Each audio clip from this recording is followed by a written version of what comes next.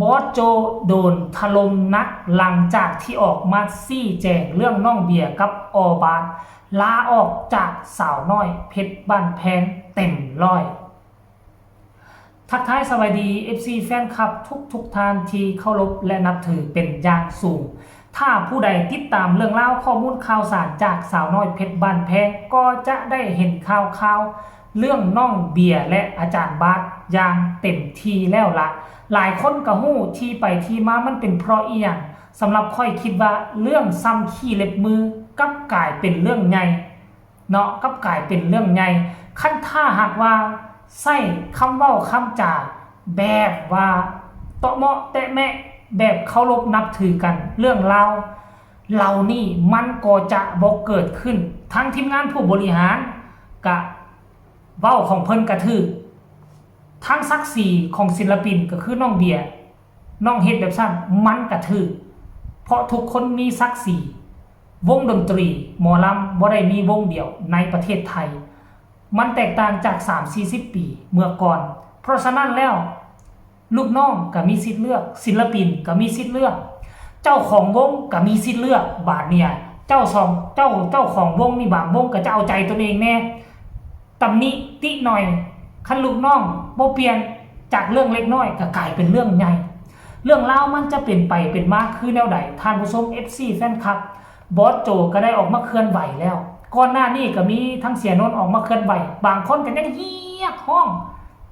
ส่งคอมเมนต์ไปกวนว่าเป็นยังบอสโจคือบ่ออกมาให้เสียนนท์ออกมาให้อย่างแนวนั้นแนวนี้ไหนไปก้าวกายเขาแต่ว่าในที่สุดบอสโจก็ออกมาแล้วแต่ว่ายิงออกมายิงโดนถล่มนักเจมอลาวได้ไปอ่านคอมเมนต์แล้วป้าโทษ 95% ถล่มคอมเมนต์ไปตำหนิติชมบอสโจรายละเอียดให้ทุกคนไปฟังจากปากบอสโจก่อนว่าเราออกมาชี้แจงคือแนวใดและเป็นอย่างจึงบอกว่าโดนถล่มนักให้ไปฟังจากปากบอสโจแล้วจึงมาพบกันในช่วงระยะต่อไปขออภัยขออนุญาตจากเจ้าของคลิปขอตัดมาบางส่วนบางตอนเด้อไปส้มมาพร้อมกันแล้วจึงมาพ่อกันมันเป็นแค่เรื่องนี้เอาแล้วก็เคยพูดในลักษณะนี้แล้วก็เตือนกันแล้วในหลังบ้านแล้วก็เตือนเหมือนกันลักษณะโพสต์นี่แหละก็จนบอกคู่เอ สำหรับ ไป คนนี้นะบอกไปจนคู่เอตายถิ่มแล้วเอาเจ้านี้เอากันยังมีอีกอยู่เนี่ยเอาบอกผ่านคู่เอไปแล้วก็แล้วไหม2 เทื่อแล้วเด้ปากไว้เนาะ2 เทื่อแล้วไม่ใช่สักแต่อยากคิดแล้วก็อยากโพสต์มีอะไรจะชัดโพสต์ลงตามอารมณ์ตัวเองโมเมนครับแล้วลูกน้องผมปกครองลูกทีมมาหลายคนเนี่ยครับหลายร้อยชีวิตตัวอย่างที่ไม่ดีผมเรียกมาคุยนะครับพอเรียกมาคุยก็บอกว่าก็แล้วไอ้ชอบเต้นเขาเอาเบียร์ไม่กินเขาเอาเบียร์ไม่กินเบียร์มาให้กินเราปฏิเสธเขาไม่ให้กินเราปฏิเสธเราไปพูดว่ากูไม่อยากเฮ็ดกูกับว่าอยากเฮ็ดคือกันกูไม่อยากเฮ็ดคือกันมันเป็นแปลกๆสเมนเฮ้าเนาะมันถึงขนาดที่ต้องได้โพสต์ไม่เป็นไรถึงจะโพสต์เนาะถึงจะโพสต์เรื่องนี้แต่ว่าเรื่องกินกับเฮ็ดพี่น้องร้องเป็นพี่น้องเมื่อว่าผมบอกว่าให้รถแห่กันเลยสิ่งเฮ็ดซะแต่ไม่เกิน5 นาทีมันได้โพสต์ต่อขึ้นมาจากผมเลยกูก็บ่อยากเฮ็ดคือกันล่ะรู้สึกขำปะนะโอ้โหเพื่อนเล่นเลยนะ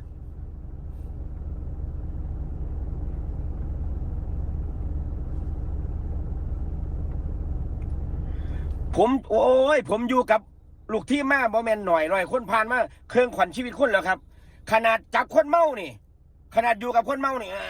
ผมบ่ได้เมาดินี่ผมบ่ได้เมาดิลูกพี่ผมบ่ได้เมาดิผมพอไม่รู้จักอะไรเลยเหรอ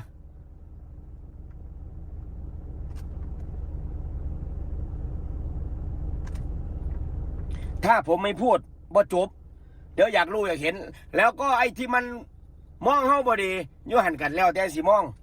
แต่ว่าผมได้พูดแล้วนะนี่คือได้พูดแล้วบ่หูจะคว่ำก็ว่าได้แล้วก็มันไม่ใช่เพราะนี้สังเกตพฤติกรรมมา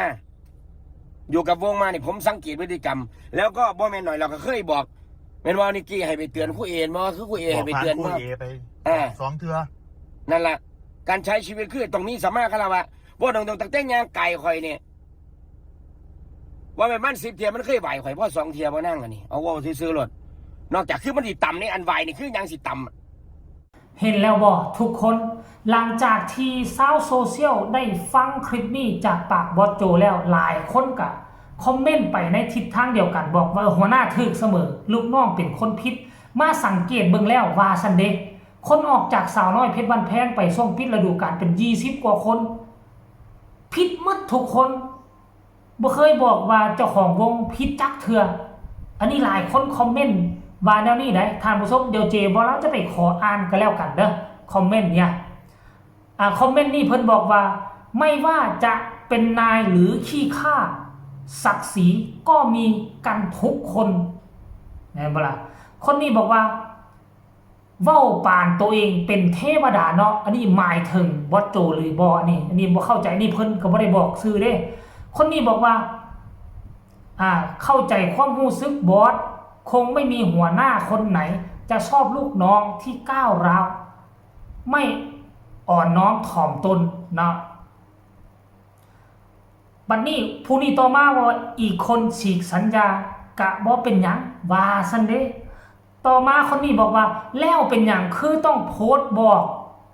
เป็นหยังคือบ่โทรบอกตักเตือนก็ได้แม่นบ่คนนี้ว่าผู้ต่อมาก็บอกว่าทุกคนมีสิทธิ์แก้ต่างในตัวเองในบางอย่างถ้าบ่ผิดมองพาพวมไม่อย่างมองพาพวม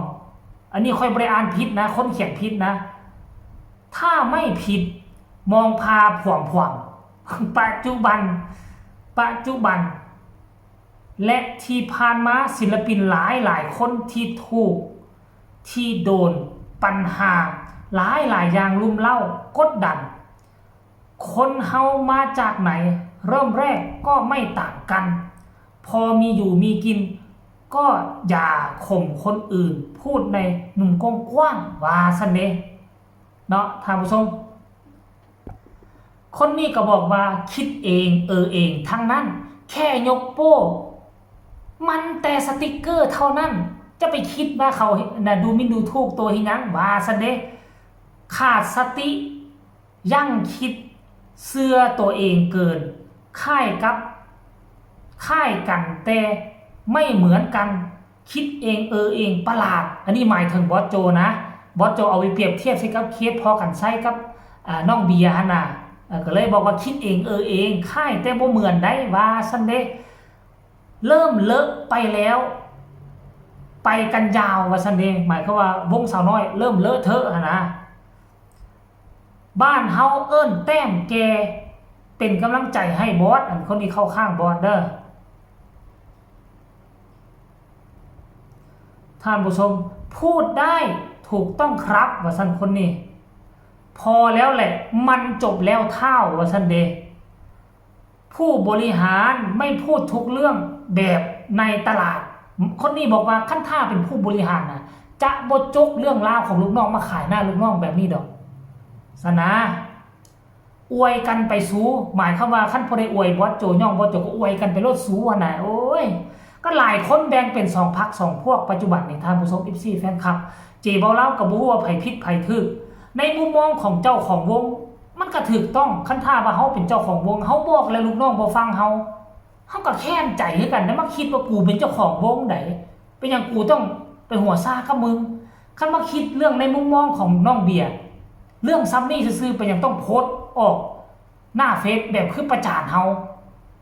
มันก็ถูกต้องบัดนี้ซักซีก็มีเอามึงโพสต์กูเฮ็ดให้กูแล้วนี่กูเสียหน้ากูสิไปอยู่นำมึงไงหยังก็ลาออกเป็นพวงที่ล่ะทั้งผัวทั้งเมีย